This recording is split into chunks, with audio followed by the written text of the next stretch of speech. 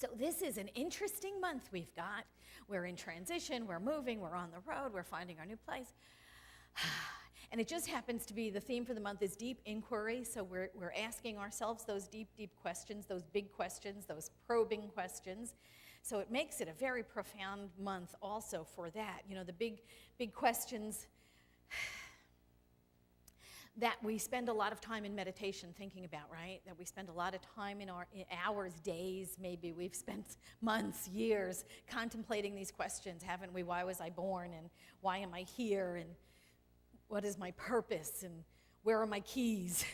You know, the ones we keep asking ourselves over and over. You know, the big questions. Well, today's question really can be taken two ways, you know, and when I chose the title, I thought about that because the question, why am I here, means, well, it can mean a couple of things, right? I mean, why am I here on earth? You know, why have I taken form? You know, why am I living? But it can also mean, why am I here in this particular situation? How the hell did I find myself in this place, you know? It's like, why am I at this location? Why am I in this job? Why am I surrounded by these coworkers? You know, why do I have this boss? What is going on? How did I get involved in this? What kind of fresh hell is this? You know, these are two different questions. These are two different questions. So why am I here in physical form? Why am I in this body? Why am I on this earth? You know, I think, and we talked about it, I referenced it last week when we asked the question, why was I born? I think that we are here because Spirit creates. Because Spirit creates. That's what it does. I think it's the only thing God cannot do is not create. It just does that. It is the creative energy. The great causative energy of the universe is creative. And it continually outpictures in form. It continuously creates. I don't think it can stop creating. I think that is what this energy does. I think this energy creates, and it saw fit to create me, and you, and you, and you, and you, and all things in the physical universe, and the physical universe itself. And it continues to create, and it continues to outpicture, and it always has been, and it always will be, creating new forms. Spirit inhabits form and abandons form all the time. It created us, it created humans, it created animals and bugs and birds, and it created dinosaurs, although that didn't work out really well. It created all sorts of things, and it continues to create. Life goes on, and life rises, and life falls, and life devours life, and life moves forward. There are infinite creations, and there are creations always being formed, and there are creations that are fading away as we speak, that will never be seen again. This is what Spirit does. It creates, it creates, it creates. And since Spirit created everything from itself, for there was nothing else to make anything else out of but that one energy, which is God, then everything that God creates is infused with the qualities that it is. Spirit creates everything from the same energy that it is. So we are that same energy. You know, Einstein talked about this, that really there is no matter. Matter is just condensed energy. So we are that energy in form. Spirit, that energy out of form. It's the same energy. So when we create in our lives, we are creating using that same power that Spirit is.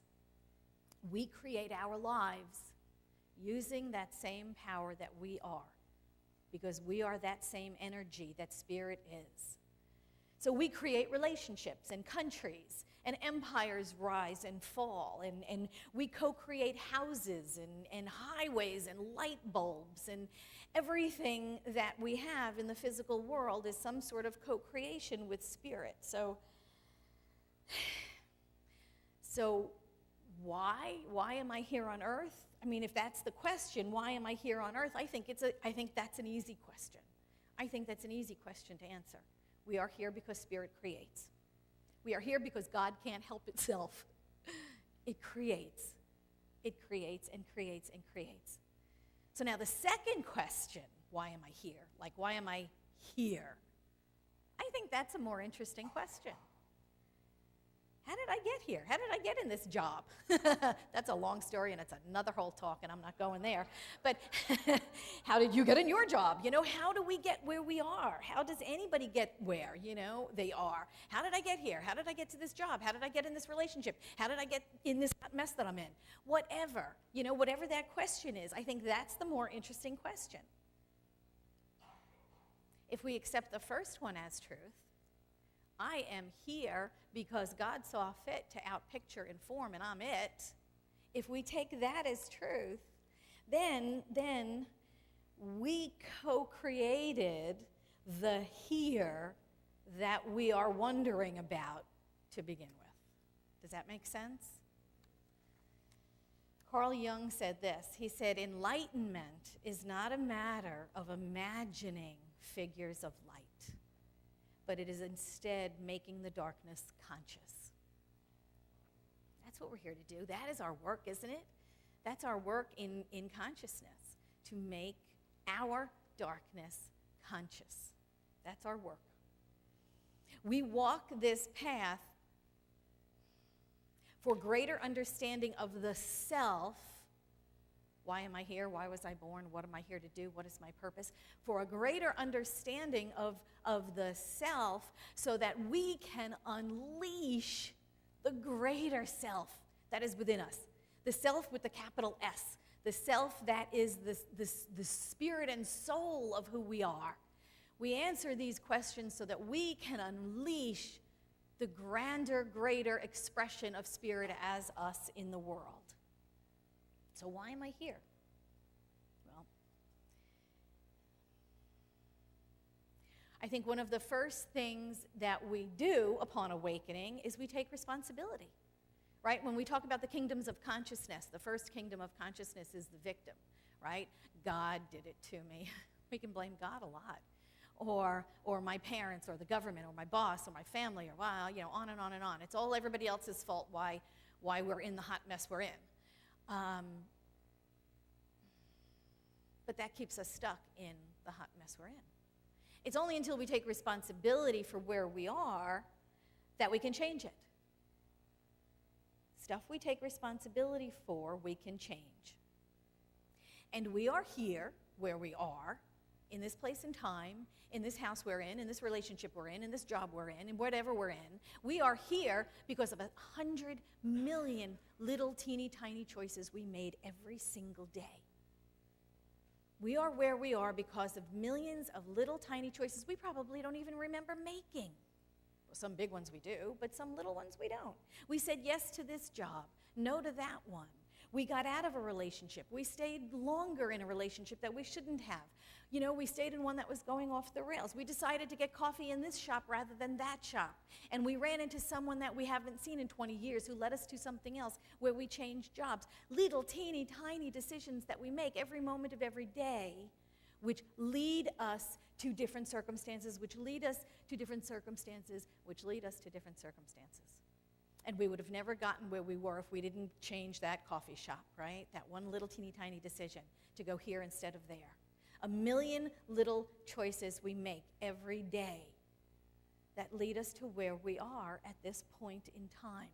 That is taking responsibility for our lives. Awakening to the fact that I am at choice every moment of every day. And it is because of a million little choices that I have made, this rather than that, yes rather than no, or no rather than yes. All of those little choices that led me to where I am this moment. Now, that being said, I am saying we take responsibility for our lives as they are right here, right now. I'm not saying let's blame ourselves, because that's two different things. And we're not here to blame ourselves. If we're moving out of Kingdom One consciousness, if we're moving out of victimhood into taking responsibility, we give up shame and blame. And taking responsibility means here I am, right here, right now, what am I going to do about it? What choices am I going to make right here and right now?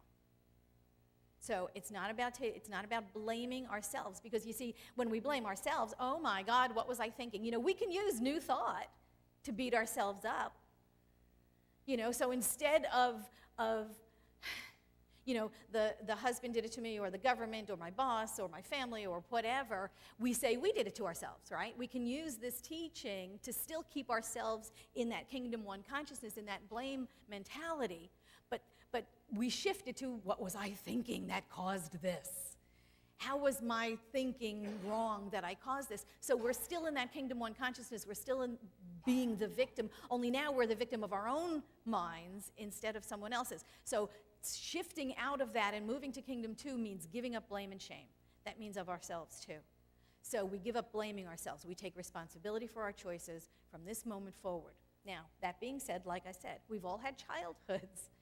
We've all been in situations where we were little. We've all been in situations where we did not have control over the choices that were made.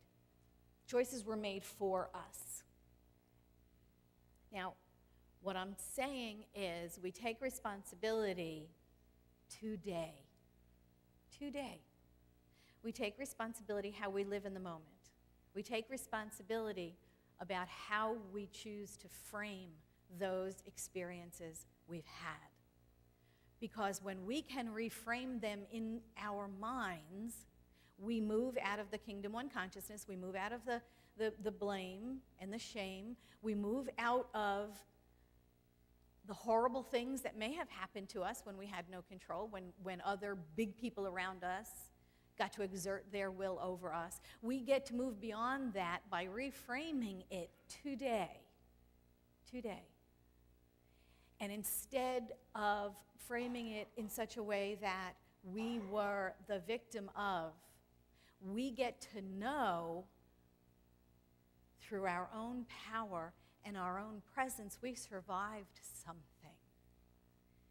We overcame something. We are here today because of the power and presence that lived within us, grew beyond that. And just reframing it in our minds empowers us. It empowers us. When we change our minds about something, it frees us up in the moment. When we take responsibility for the thoughts that are going through our mind today about the past, it frees us up today. It frees us up. So we can reframe anything that went on, maybe even in our childhood, things we had no control over. And we can reframe them. And that doesn't change the experience. It changes the energy we have about it. It changes the energy we carry with us today about it. And then we are no longer victims of it. We're no longer victims of it. We start to acknowledge the strength and the power within us that carried us through. We become that thing. We become that power and that strength. Just changing the way we think about it changes the power and the energy of the now, of who we are now. Huffington Post wrote an article, there was an article in it last week, and it's really funny because it was called The Science of Positive Thinking. They're just finding out. It was written by James Clear, and it was a really interesting article.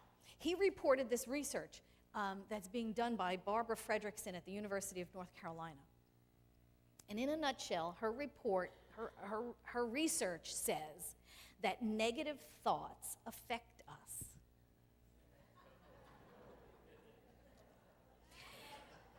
Negative thoughts affect our bodies, our physical bodies, differently than positive thoughts do. Oh, amen, brother. Tell us something we don't know now. Okay, so what I like about this research is that it was done, anecdotally, but it was done in such a way that she found real significant differences. And I just wanted to say a couple of things about that. They found out that negative thoughts shut down and inhibit our ability to think creatively.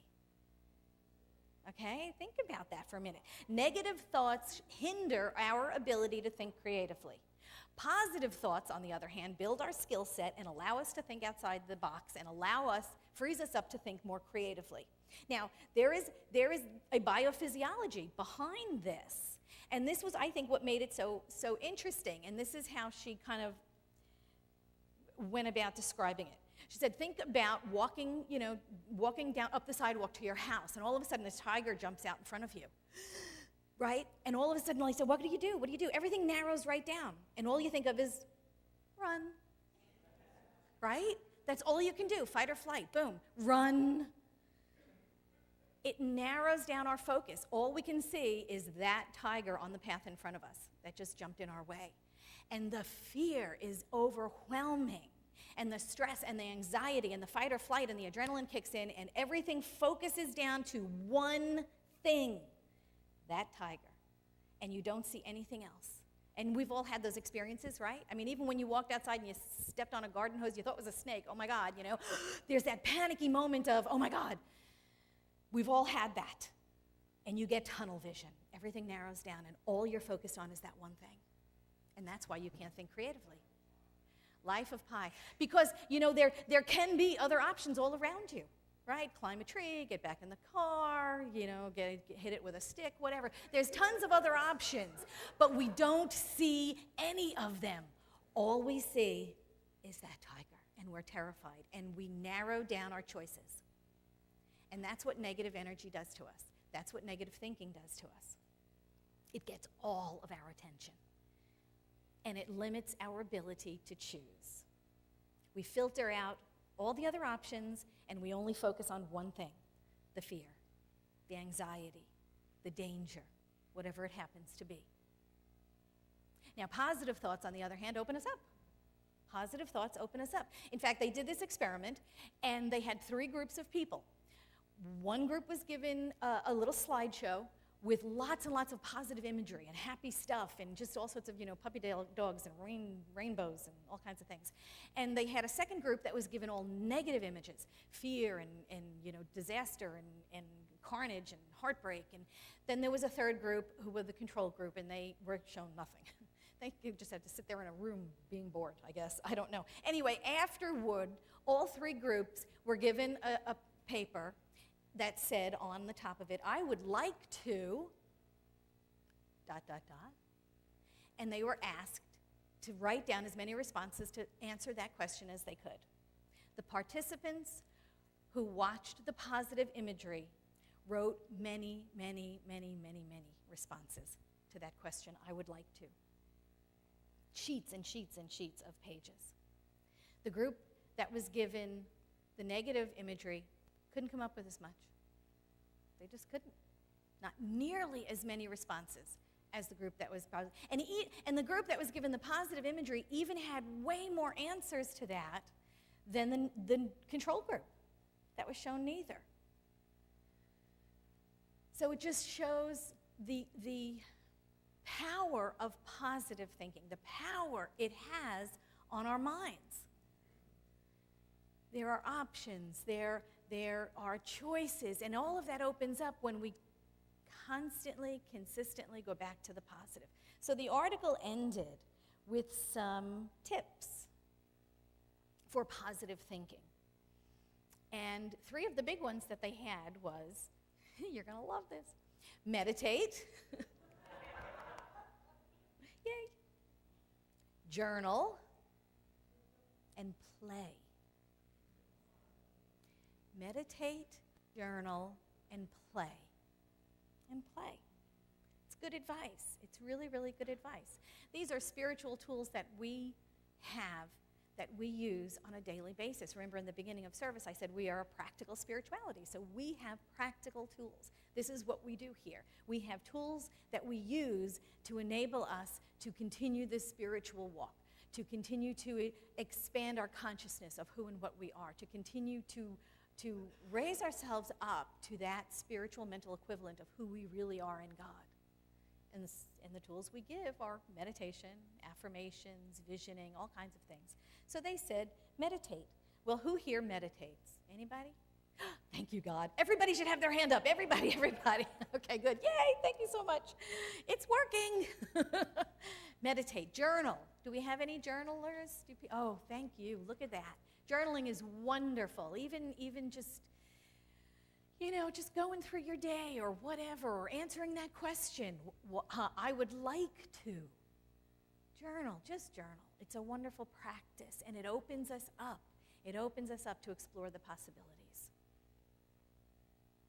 And play. And they said that this was really important because we're so busy. We are such busy people, aren't we? We're multitasking. We're on the phone and we're on the computer at the same time that we're doing 2 or 3 things at once. While we're driving? Yeah, no.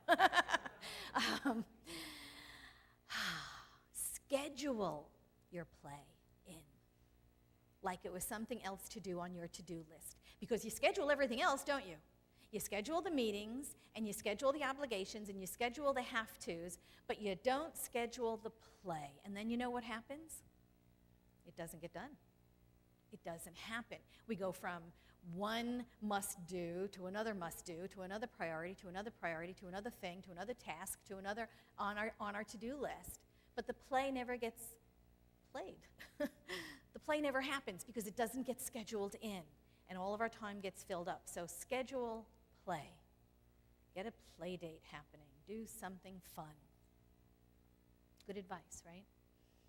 Which leads me back to why am I here? Why am I here? And I don't mean me. I mean, all of us. If positive thinking, and it said positive thinking changes our life, it improves our state of mind, it improves the state of mind of the people around me just by my presence, well, maybe that's why I'm there. Maybe I am here to make a difference. Maybe I'm here to lend a hand. Maybe I'm here to lend an ear or a shoulder. Maybe I'm here to improve things. Maybe it's not about earning points to get to heaven, but maybe it's about making a heaven right here on earth. Maybe that's why I'm here.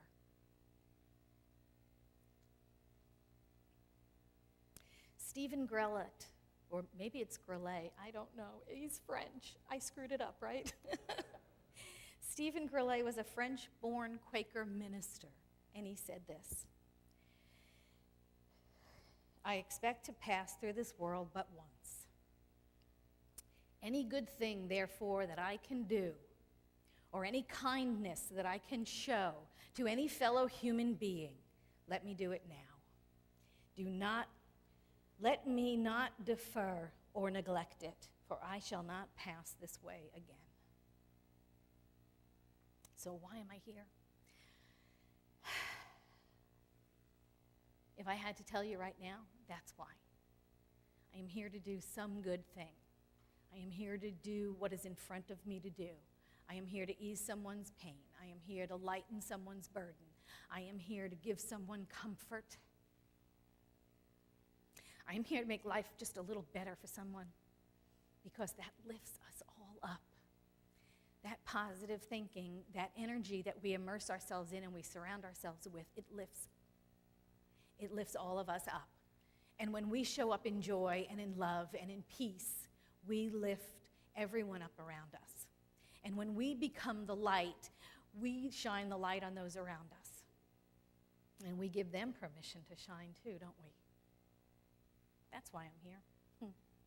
Ernest Holmes said this. He said, we need to make an investment in friendship, an investment in helpfulness, an investment in spiritual healing, and an investment in living a more successful life. The ability to make such investments within us as we bring our torch and light it at the altar of our faith. The world is waiting for just this thing to happen. We are powerful, we are positive, and we are the change that the world is waiting for. Follow me, would you?